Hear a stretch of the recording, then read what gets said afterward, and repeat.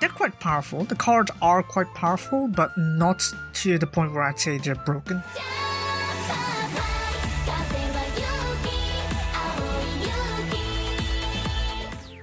How's it going? XPPlayer here, and welcome back to another episode of SIF All-Stars, where today we're going to go ahead and review the new event cards for the new item exchange event. Ain't that lovely? It's Fleeting Night Sakura, and well, Night Sakura. I mean, I definitely didn't see this team before in Toram, but I mean, yeah, that's just another game. Duh. I mean, if you can't do standard daytime Sakura, I might as well enjoy it at night, I guess. So, we're gonna quickly go ahead and review this, even though I'm like 3 days out of date, but I mean, it's here. I can't use a regular post, but let's just go straight into it. Our reward UR is Riko-chan here, so she is a smile skill type, very high on stats, especially on technique, meaning she does have a pretty high crit rate. Now the main problem here is really that Riko-chan's skill is skill activation, so not really too viable, honestly. So that's, I guess, what is a miss on this Riko-chan's card here. Yes, she has high base stats. Yes, she does have very good abilities here that would buff your formation, but her skill just kind of like denies her of lots of opportunities, unless it's like a song that requires some skill activation percentage increase. So basically, my verdict here is that Riko-chan, unfortunately, will have to be on the side for buffing other smile cards. So, quite unfortunate, considering that her stats are actually pretty high. So, I mean, when the abilities don't matter, if you don't have much risk on, say, SP activations, then yeah, I guess Riko-chan would be fine because you don't really need the skill in that aspect. You can just rely on her raw stats on that. But yeah, for the most part, on the side, buffing smile cards. The end. What is in the end though is her costume, and that is Cherry Blossom Girl of the Night. Dang, I wonder who translated that. I mean, surely there's a better way to translate this, I don't know, but I mean, yeah. I actually like the theme of it, where it's like, yeah, you have the Sakura color, I mean, it makes sense. She literally has Sakura in her name, so there's that, but then it also like has a little hue that kind of like signifies the night time. Actually, yeah, that's pretty nice, honestly. You'll see that on the gacha URs as well. We'll talk about that then. But yeah, on to the reward SRs. First one is Kanan here. She is an elegant skill type, high on technique, and followed by stamina, then appeal. Yeah, usually you'd think the appeal would be higher than stamina in this case, but it isn't. Then again, her main use here is a shielder, so not too bad in that aspect. So she does have an ability here to recover based on her high technique, so meaning she is a pretty good shielder for a reward SR. Obviously the main problem here is that she won't have the firepower, so that's the only trade-off here that really makes her not the best, but she is still good. She is still good for a reward SR shielder, so yeah, have that considered if guard type somehow debuffs. So yeah, Caution though is Mighty Knight, and yeah, I think everyone can agree that the sort of like asymmetric leggings are quite the standout point, I guess. So yeah, it's actually much more obvious than the other Aqua Girls' difference. So I mean, yeah, I guess that's a charm point right there. So there's that. Now, on to the second reward SR, we have Kanata here. She is a cool voltage type, and the stats are pretty balanced. Balanced as in their stats are pretty similar, within like 500 points of difference. So yeah, it's kind of like not good specifically in one certain aspect, but yeah, she is a voltage card, a voltage gain card, and her abilities are focusing on everyone. Now, as to whether this is good, it's alright. It's alright. It doesn't seem to have like a clear-cut direction as to where this card would go. So in a sense, you could put her on the back and she would still buff some of your cards. But then the problem is that her ability only happens on the start of a song. And it's not even a base appeal plus, it's just appeal plus for the first several notes. So not too many uses, unfortunately. So that's kind of like a little bit of a sad, a bad point, a con on her abilities. But overall, yeah, you can still use her. Why not? I mean, you can always choose her costume here. Rainbow Waltz. Yeah.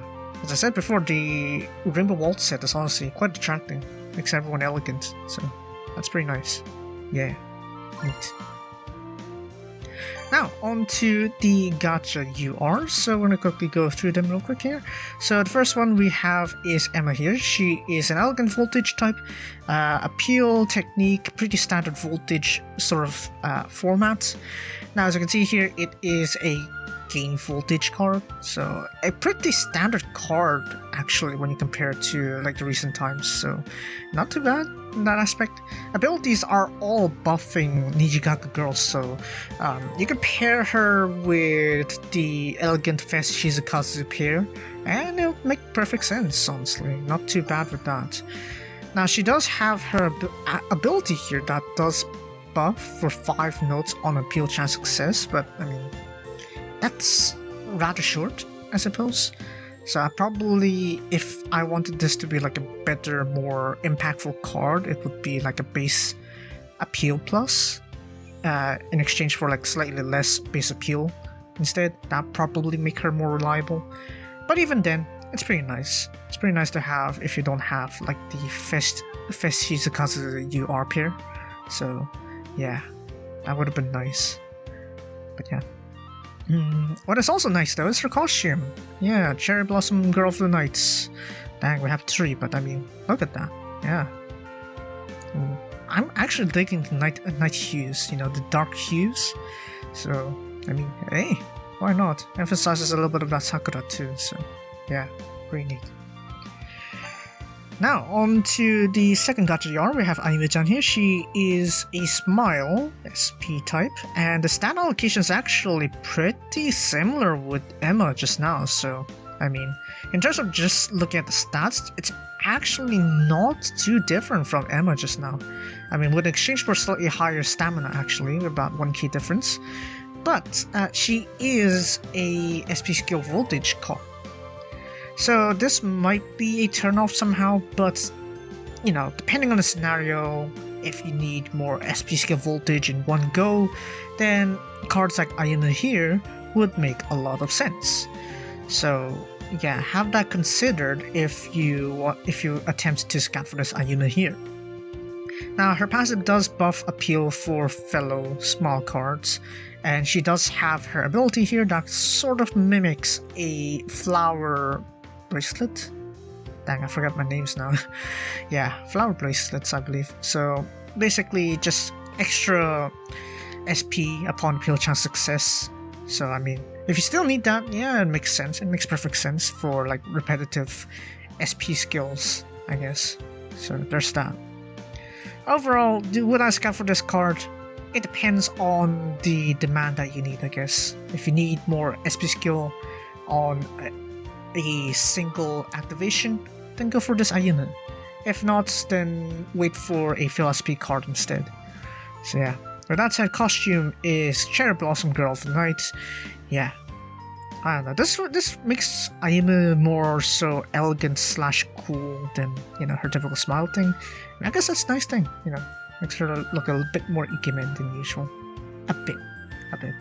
Obviously, in terms of Ikemen levels, Yu-chan would take the crown, honestly, but I mean, yeah, that's just me. Anyways, on to the gacha SR, there is Nozomi here. She is an active SP type. Dang, we have a lot of SP types, I guess. Or similar attributes, but still. Yeah. As you can see here, mains on technique, and is a fill SP card, so pretty practical for the early mid games. So if you do need that, yay, Nozomi's right there. She does have an ability here to buff SP skill voltage, but the effects of it won't be too obvious. honestly. So, I mean, it could be there, it could not be there, but whether if it really heavily affects your SP skill voltage, probably not by much. Probably not by much. But, I mean, every little bit helps in early games, so I guess there's that. But then again, if you can't use her on DLP or anything, you can always have a costume here. Bokura wa ima no naka de borai no. And yeah, nostalgia. There, Muse fans. Nostalgia, if you're into that. Anyway, so what is the overall verdict for this event? Well, I mean, they're quite powerful. The cards are quite powerful, but not to the point where I'd say they're broken. I mean, obviously, we're scaling it with the broken fest cards, but still, it's like festival cards that, you know, are on a different level nowadays. So, I mean, yeah, compared to that, these cards feel normal, honestly. And they are, in some cases, viable. So, I mean, yeah, not really complaining on that aspect. But yeah, as for the whether you should scatter or not, yeah, I guess really up to you, honestly. Nowadays that the gacha cards are getting to a level where it's like, it's fine to scout for them also, yeah, why not? But then again, festival cards, party cards, those probably be the focus more often than not, so yeah. Anyways, we also have to quickly go through the voltage ranking songs. We have Loveless World, Sky Journey, and Kaika Sengen. So yeah, Loveless World, you would just focus on voltage types, honestly. Then again, if your SP cards are always hitting the maximum of 50k or with both chokers maxed out 60k, then go ahead, spam your SP cards. So there's that. Sky Journey, base debuff to natural cards, so if you have natural cards, prioritize them if you don't want to deal with the debuff. And for Kaika Sengen, pure cards, try to bring pure cards. So yeah. Kaika Senken, by the way, is actually the ringtone that you hear on the episode 1 of season 2 in Anigasaki. So yeah, hooray, references, lovely. Now it looks like that we're going to have Just Believe Child Person version for our event song. So I mean, we can look forward to that. Have fun, lovely. So I guess there's that. But yeah, that's pretty much it for the event here, for the Fleeting Night Sakura event. So yeah, if you want to do that, have fun. We obviously have the event set here. Honestly, there is not much of a difference. So, I guess I'm not really going to touch that. Anyways, we're going to go from the reverse order, I guess. So we also have the, as I said before, we have the episode 1 of season 2 of Anigasaki. So if you want to go ahead and clear that, please do clear that. You will have some extra rewards if you clear the story within this week. And yeah, clear that 50 star gems plus some extra, you know, macarons, some extra memories. Yeah, have fun with that. And you should also clear Utopia and Yume ga Bokura no Taiyo-sa. So these songs are available for a much longer time, but clearing them within this week will give you a total of 20 Hammer Exchange tickets. So yeah, do clear these. So have fun with that. Now, as I realized actually, with the birthday scouts, actually they have a slight buff. So in the case of Shizuku-chan here, starting from Shizuku's birthday actually, we get to see that the step 5, rather than the guaranteed 2 SR plus that we get from the usual routine from the past, we now have a guaranteed UR. So honestly, that's a minor tweak, but I guess it does increase the incentive if you want to scout for a birthday girl. So yeah, there's that. I mean, it makes it a tad more lucrative, but it's not enough, honestly. I mean, if you manage, you can somehow pull like, oh wait, you could probably have a chance to pull festival cards, but at a very low percentage, then yeah, maybe that sort of factor would attract people to really get to the birthday banners, I suppose. But overall, not really too worth it. And if you're going for Nijigaku UR anyway, might as well go for the Nijigasaki only scouting. Because for this one, you only have to use 5,000 star gems, so basically 100 pools. And what you essentially can do is, after you did that, you can go ahead and select any Nijigaku non-fest party UR out there and just go get those. So honestly, with that in mind, honestly, this Nijigaku scouting here is a good one to pull if you're trying to look for a specific Nijigaku UR that is a festival or party UR. So not bad on that aspect. Now that's pretty much it for most of the info. I mean, of course we have the SPL, which is gonna end tomorrow or today as of this. I don't know, time zones are weird. But yeah, the awards here are the voltage, SP skill, and recovery. So yeah, just bring a recovery card and then filter 2 other slots on your main strat with SP cards, fill SP cards, and you're more or less set. Honestly, the problem I see with the set list here is all love and peace, because non-muse cards will receive a minus 50% base activation rate. So yeah, I honestly got the short end of the stick here because I don't exactly have that many good muse cards, let alone muse SP cards. So, well, yeah, I think that's the song that I'm fluking out of these 3, so quite unfortunate there. But yeah. With that said, that's actually all the info we have. I do have this little sort of bragging rights thing though. So, for last week, if you remember, it's Shizuku's birthday, and we have that thing right. So, I got 5th place. If you don't believe me, here's the replay of me getting that 5th place thing.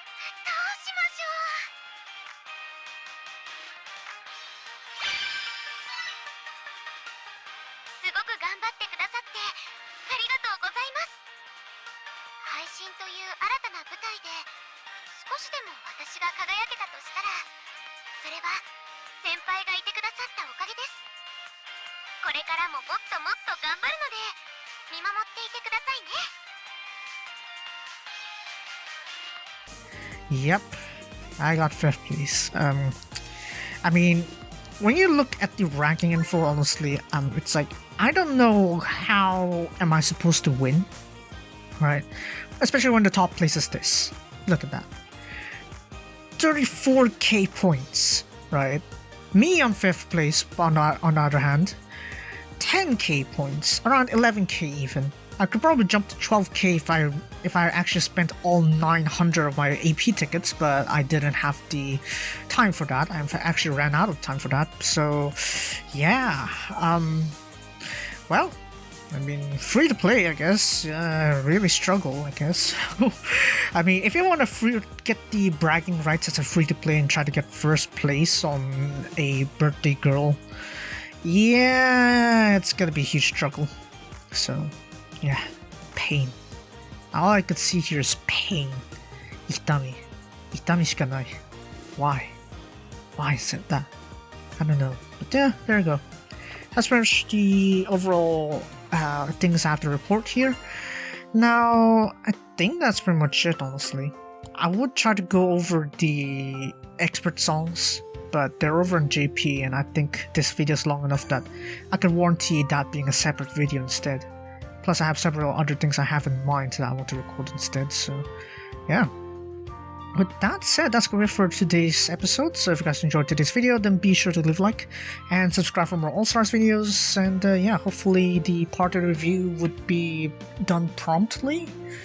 Then again, it's going to be out on like Wednesday. The info is going to be out on Wednesday, the 13th. So I can do a Thursday upload actually. I could just make a video for the party uploads, so not bad. Not bad. Nice timing. Yay. So yeah, with that said, that's going to be it for me today, and I'll see you guys next time. XPPlayer out.